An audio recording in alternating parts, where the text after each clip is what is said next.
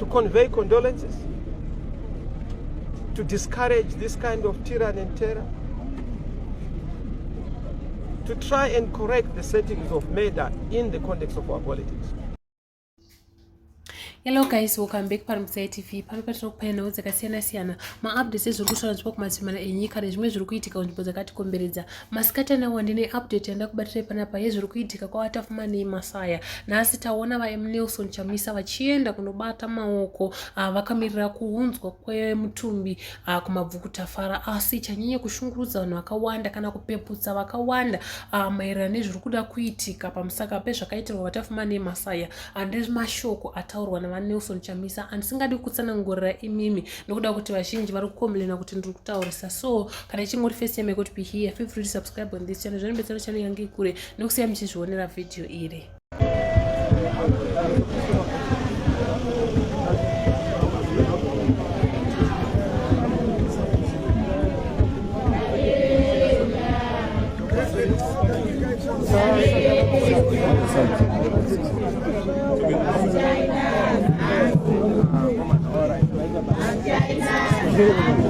Mr. President.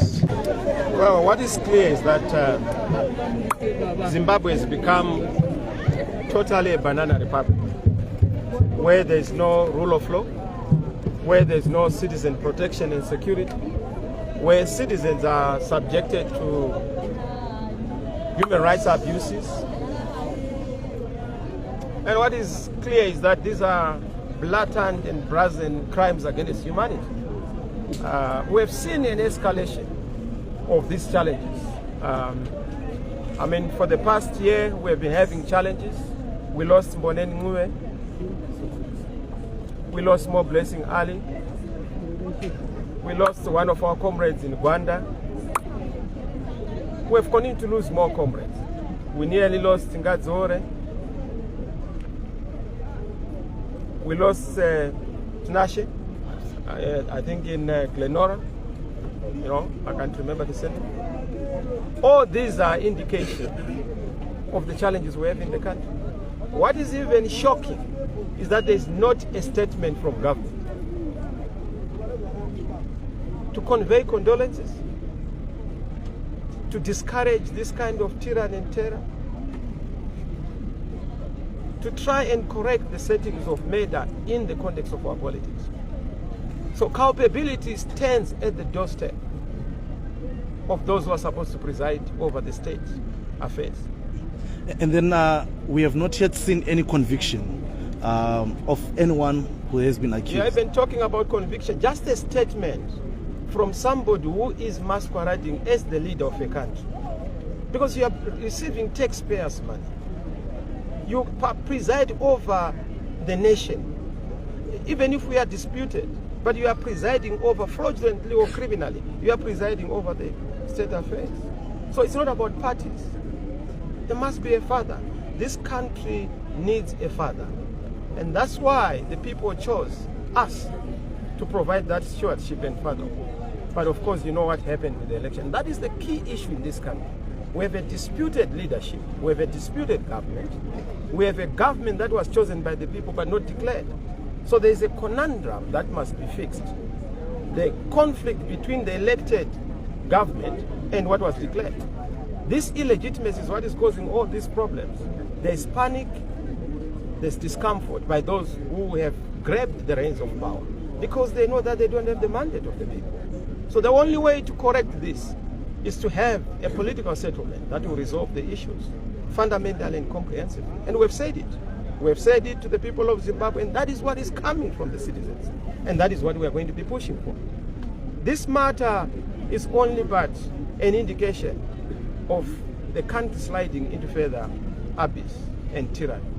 And then you spoke to the family.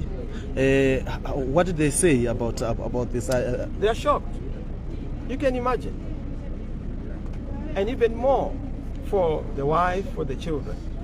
They didn't expect that this would be the end of their father, the end of their husband, the end of their child, for the case of the parents. But what it tells you is that we have a problem in this country. All these sideshows that are created, how do you have a whole country that is no hospital, medicines, no books in the schools, civil servants have no money. You have 5 million just to throw into a hole in a by-election that you know that you have created.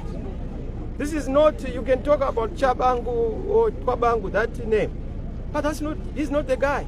The real issue, as I said, the real menu creator, the one who is creating all this, is Mr. Mnangagwa.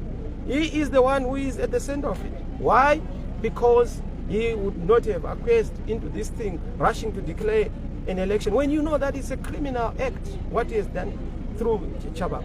You don't just wake up and look at a man in the street and say, no, he is the one who is interim. Interim from where? Who elected you? Who chose you to be interim for what? And you even go to the courts and the courts agree with that. It can only happen in a banana republic. But more importantly, it can only happen in a country where the writing is on the wall for those who preside over it. You've tried the courts, nothing is happening. Not just trying the courts. Look, the recalls are criminal and fraudulent. History records. We have stated it and we will continue to state it. We will fight all those recalls. We will fight all these illegalities. Of course, the courts have their own limitations, but we'll make sure that we leave no stone unturned. We are doing everything within our power politically, diplomatically, but also even legally to make sure that we exhaust this matter. There is no need for by-elections to be conducted in this country. You're not going to take part in the election? Look, that's a decision that is going to be pronounced once we have had our meetings. We're having meetings very soon. In fact, we're supposed to meet this week. But because we want to honor our change champion, we couldn't hold this meeting in the context of mourning. So we've postponed and we are going to have a meeting just to be able to articulate the way forward in the country.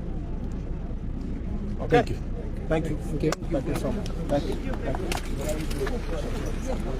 you. Show school, guys.